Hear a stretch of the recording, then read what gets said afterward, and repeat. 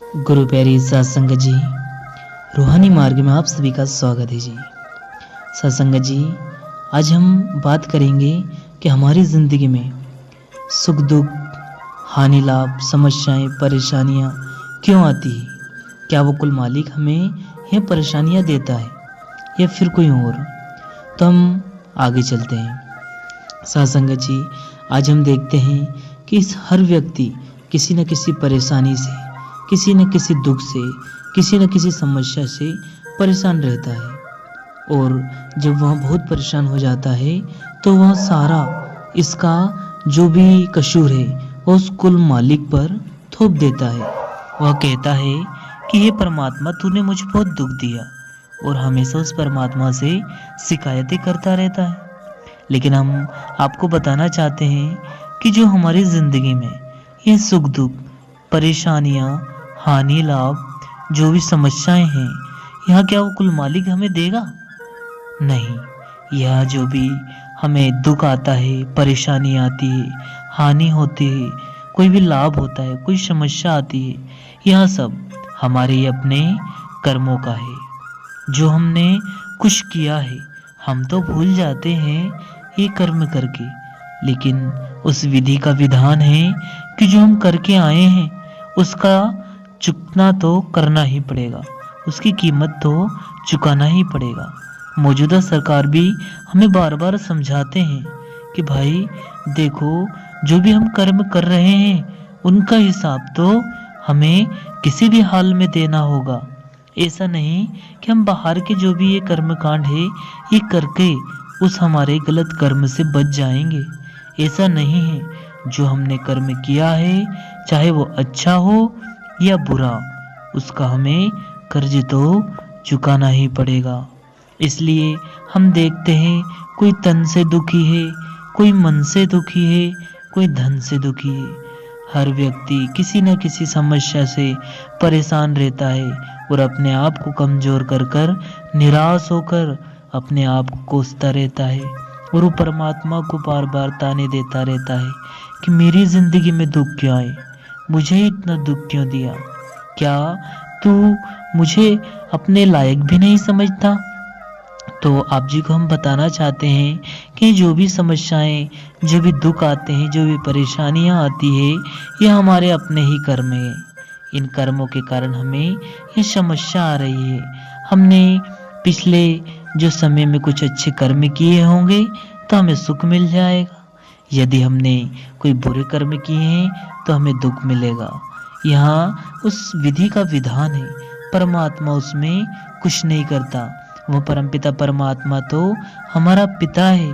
और आप जी बताइए कि कोई भी पिता अपनी संतान को रोते देख सकता है, दुख दे सकता है, परेशानी दे सकता है? नहीं। जबकि जब हम दुखी होते हैं, परेशान होते हैं, रोते हैं, समस्या में घिरे रहते हैं, तो परमपिता परमात्मा तो हमें देखकर रोता है। वह कहता है कि मेरी जीवात्मा कितने दुख उठा रही है, लेकिन वह एक बार भी मुझे याद नहीं करती। और हम कितने बदकिस्मत लोग हैं कि जब हम दुख में रहते हैं तो उस परमात्मा को सच्चे दिल से भी याद नहीं करते, बल्कि उसे ताने देते हैं। लेकिन धीरे धीरे वह ताने भी वो मालिक सुन सुनकर एक न एक दिन हमें उस दुख से भी दूर कर देता है। और वह मालिक क्यों हमारा बुरा चाहेगा? बुरा क्यों चाहेगा? नहीं चाहता। वह बुरा बात और देखकर हमें दुखी होता है कि क्या था ये इंसान और क्या हो गया। ये बात सही है कि कोई भी इंसान जैसे निर्धन व्यक्ति है या दुख से परेशान है, समस्या है, यह सब उसके जीवन में किसी न किसी कारण आती है। लेकिन हाँ, ये सही बात है कि व्यक्ति के पास अगर धन ना हो, यही बात मौजूदा सरकार ने भी फरमाया है कि अगर हमारे पास धन ना हो तो जीना मुश्किल हो जाता है। वह पैसे अपने आप में बुरे नहीं होते, लेकिन उन पैसों से आई हुई सोच, जो कि हमारी व्यवहार, हमारी सोच को बदल देती है, वो सोच बुरी है। इसी तरह से कोई भी रिश्ता बुरा नहीं होता, उस रिश्ते के बाद जो हमारे विचार बदल जाते हैं, बुराई उनमें है। सत्संग जी, अगर इस कायनात से, इस पूरी दुनिया में हमें विश्वास के साथ रहना है, आगे बिल्कुल अच्छे से रहना है, सुखी रहना है, तो हमेशा उस कुल मालिक को याद करो।